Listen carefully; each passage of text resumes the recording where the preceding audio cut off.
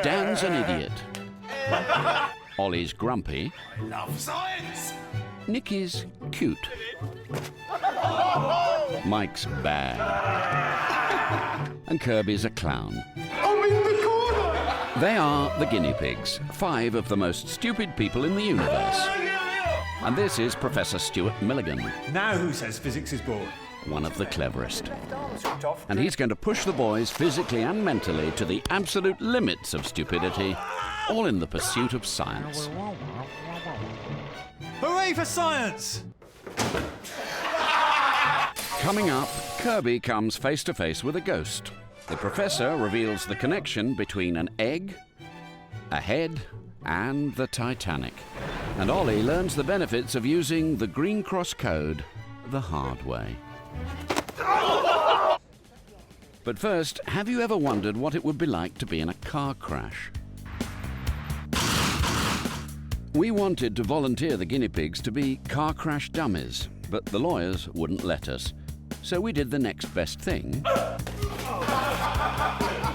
and sent them to a karate dojo.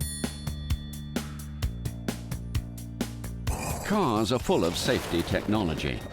Crumple zones, airbags and roll cages all play their part in keeping us in one piece. But how do they work? The answer lies in what some people consider to be the most boring subject in the universe, physics. In this experiment, we're going to simulate the energy that's generated in a car crash by using karate. Now who says physics is boring? This is Andy and Dr. Payne. That's right, Dr. Payne. He's a lecturer in sports biomechanics at Loughborough University and a black belt in karate, which must make him the hardest SWAT in the world. Come on, any miles again. This suit may look silly, but it's nowhere near as stupid as these leotards the boys are wearing today. Stupid boys.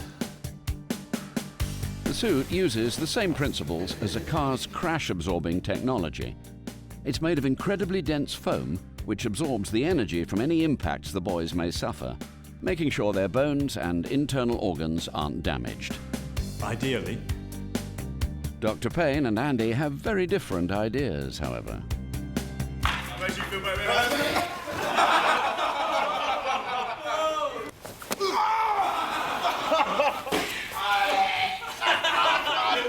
That was the equivalent of being hit by a 7-kilo bowling ball travelling at 43 miles an hour.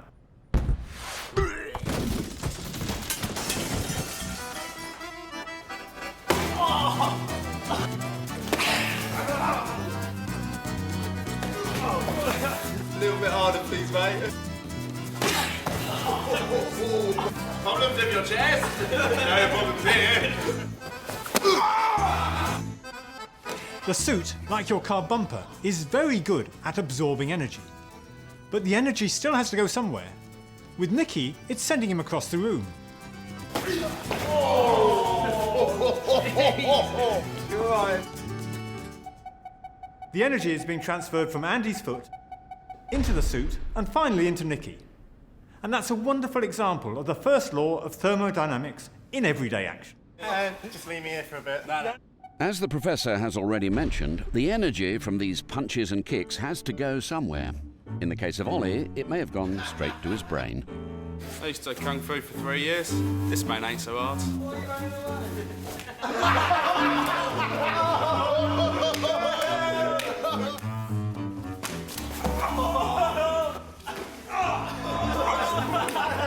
Stupid.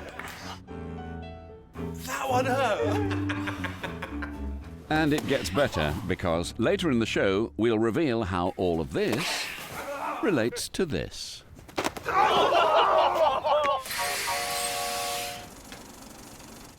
An old house with a cellar. night vision cameras, pieces of wood on a string, a dwarf in a red duffel coat called Kaylee, and a pig who's scared of ghosts. You would have thought there was an easier way to explain goose pimples.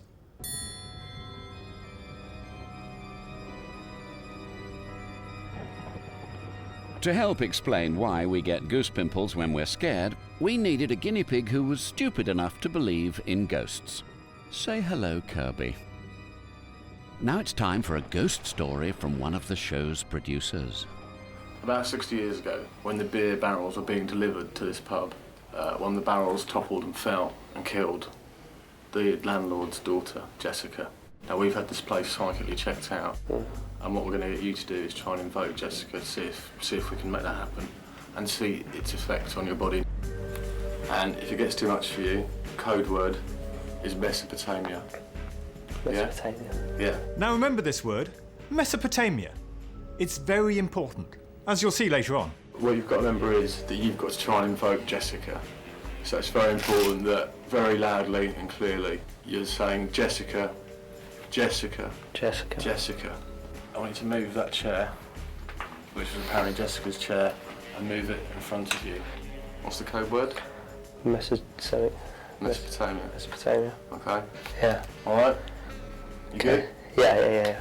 Okay. As soon as the lights go out, Kirby's heart rate jumps to 130 beats per minute, in less than 2 seconds. That's because, on a completely subconscious level, Kirby is preparing to run. Jessica.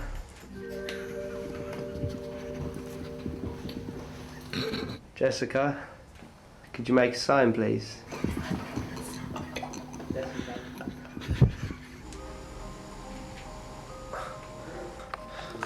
I really hope there's some sort of rat infestation here. Keep getting wind chills down my left arm. These chills down my back, just down there, are not good. They're not like regular, like it's a draft. It's just, I don't even know. Kirby's muscles tense up, even the tiny ones attached to his hair follicles, which pull the skin up around each hair, resulting in goose pimples. Goose pimples are of little use now to humans, but other animals use them to make their fur or feathers stand on end, so they appear larger in the hope of scaring off their opponents. Jessica, why was this your favourite chair? It's really cold. I bet you he's forgotten the safety word. I know I have. I'm sure he has, Dan. And as we mentioned earlier, this is really important, because Kirby remembering the word Mesopotamia is how he will judge his ability to perform a simple task while scared. To do this, we'll simply pull this string attached to a piece of wood. This should be fun. Jessica, I'm going to move your chair back. Do you want me to or not? That's brilliant. I can't even see it. Oh my god. Tin hat. Oh! Massive potato, whatever the hell that is. As predicted, Kirby can't remember the safety word, and unless he says it, we can't let him out. And look at his heart rate, it's just shot up to 150. Time to release Kaylee. What the hell? Jessica? Guys! Guys! Massive potato!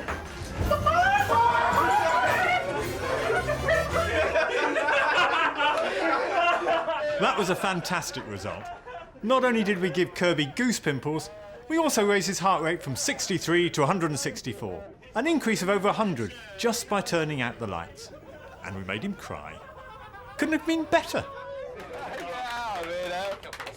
Remember that ghosts do not exist. It's only silly pigs like Kirby who insist on believing in them, even after the event. This man is peeing in a glass. Because he's too scared to go downstairs for a wee. You know it was fake what she done to you. There's no Jessica down there. Plonker. ESP is an abbreviation of extrasensory perception. That's a sense that goes beyond the known body senses like touch, smell, vision, hearing or taste. Some people believe that we all possess these abilities, but we just don't know how to tap into them. The rest of us think it's all nonsense. As you may have already guessed, the professor was a bit eggy about this item. He decided he wanted to prove ESP wrong once and for all. 10 of these 25 eggs are hard-boiled. To find out if any of the pigs have ESP, we've placed the numbers of the hard-boiled eggs in this envelope. The idea is that if the boys do have ESP, they'll be able to see the numbers of the hard-boiled eggs in their mind's eye, just by concentrating on the envelope.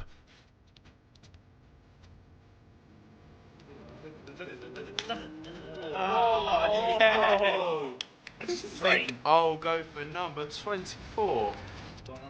I reckon number 1. 23. Oh.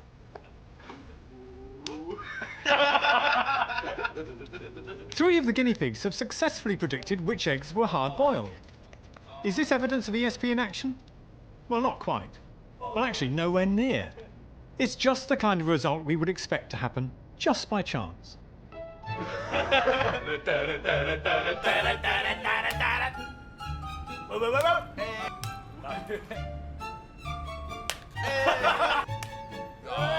The boys have now gone through 15 eggs, and Mike and Nick have yet to choose the wrong egg. But 15 eggs is nothing compared to the 40,000 eggs that were in the kitchen of the Titanic. I only mention this because in 1898, Morgan Robertson published a book called Futility. It was about a luxury ship called the Titan, which crashes into an iceberg late one April night. The ship sinks and hundreds of people die. 14 years later, a real ship, the Titanic, did exactly the same thing. Morgan later claimed that the story came to him in a trance. But when you consider he was a former seaman, it wouldn't have been hard for him to imagine how a maritime disaster like that could have happened. Round 3, but Nicky is still yoke-free. But for how long? God. It's just fixed. Oh.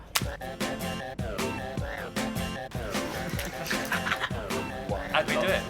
Mike and Nicky successfully guessed the hard-boiled eggs every time. Does that mean they're psychic? Absolutely not. Mother will be proud. The odds of the boys choosing the correct egg each time is about 1 in 135. In fact, if you want to put it into context, the odds of anyone winning the Texas lottery are 1 in 135 million. And people still win that. Psychic pigs! No, you're not. You're just sick pigs. Now, what's the next proper experiment?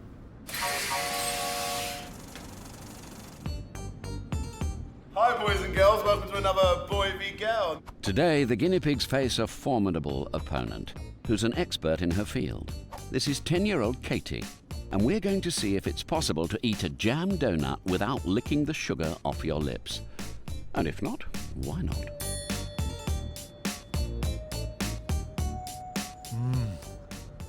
Donuts. We chose Nicky to do this experiment because he's so sweet. And Mike because, well, he was hungry. 3, 2, 1. Smack it in your face. Massive, proper squeeze. That's it, right. You do well, Katie. Some scientists believe that sugar is as dangerous as smoking and should be classified as a drug. If you feed sugar to rats and then take it away, they show the same symptoms as withdrawal from morphine. We're 10 minutes into the experiment, and as you can see, the sugar urge has reduced everyone to a dribbling wreck. Mike is literally drooling syrup, trying to stop the natural reaction of licking his lips.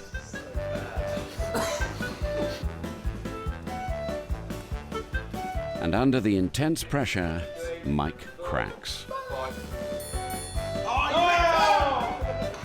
Done it when you finish your task. You only swallow that bit and then... The reason Mike has failed is very simple.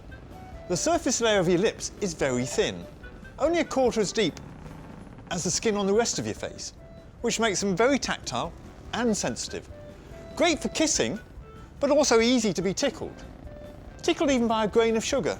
And that tickling is why you can't resist licking your lips when you eat a sugar-coated donut. Come on, Nick.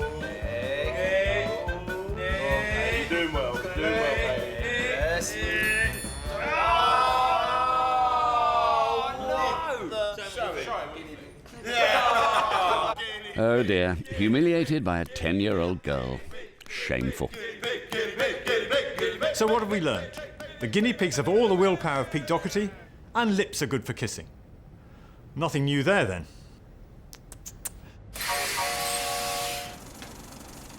Earlier in the show, we simulated a car crash in a karate dojo. We also discovered that Ollie was a bit of a masochist.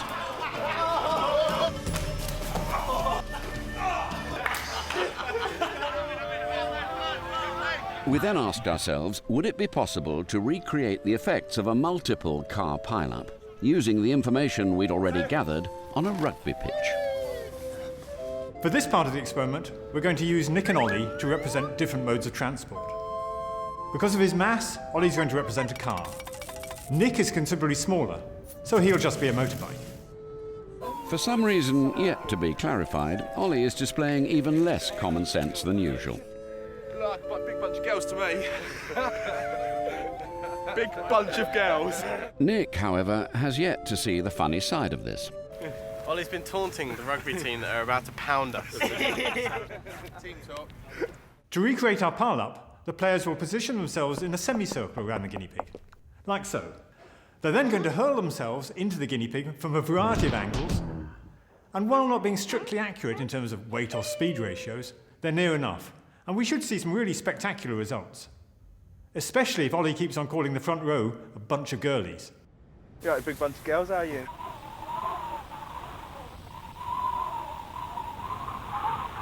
I think they like me.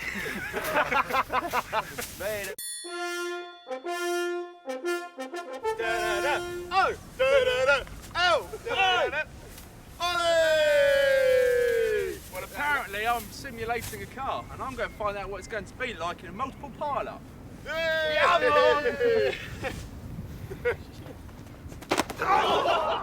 That was very good. Let's watch it again. This is a very good simulation of a real car accident. Ollie is completely unaware of what's about to hit him, and is therefore unable to brace himself for the impact. This is a classic example of what happens to the human body in a rear-end collision. Ollie's body is moving faster than his head, and as a result, he's about to suffer, in a very minor form, one of the most common injuries, whiplash. So just in case you missed it, let's look at it again.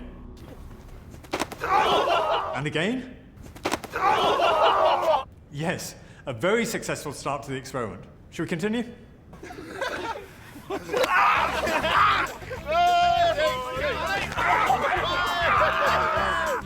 But why is Ollie in such pain, while the players are able to get straight up?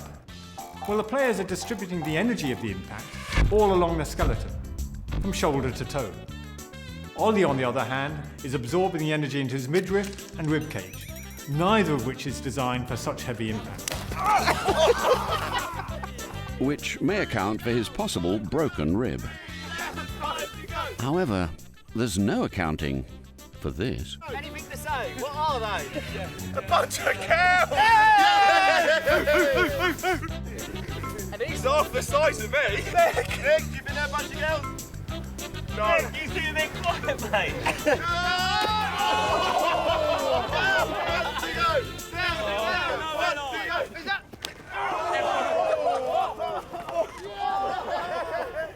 It's alright guys, you can rent him by the hour. It's still a bunch of girls.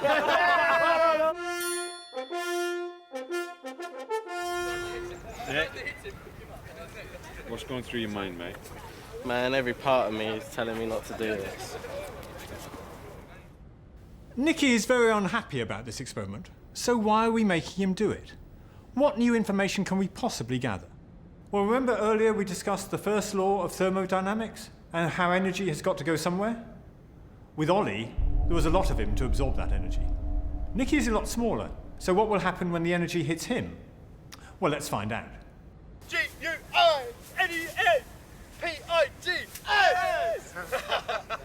Right, it's my turn to partake in this multiple pile-up fun. I'm representing a motorbike today. The safety word is Mesopotamia.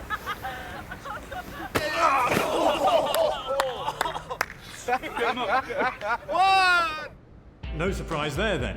As you might have guessed, because Nicky is smaller, the energy of the impact makes him travel even further. Of course, as in any good science, the only way to confirm this is to repeat the experiment. Another 7 times.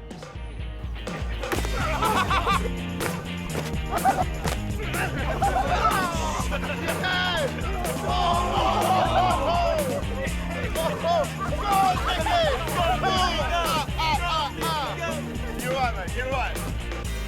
I think that's a no. Well, that was incredibly successful. It was an excellent illustration of why you should never attempt to repeat any guinea pig experiment. In the space of half an hour, we saw the guinea pigs break a collarbone, sustain a possible rib fracture, and whiplash. Even under our control circumstances, with health and safety experts on site, injuries can still occur. Remember, the guinea pigs suffer, so you don't have to. Tamia. I remember being in the air quite a lot. Other than that, my head's killing me. N-I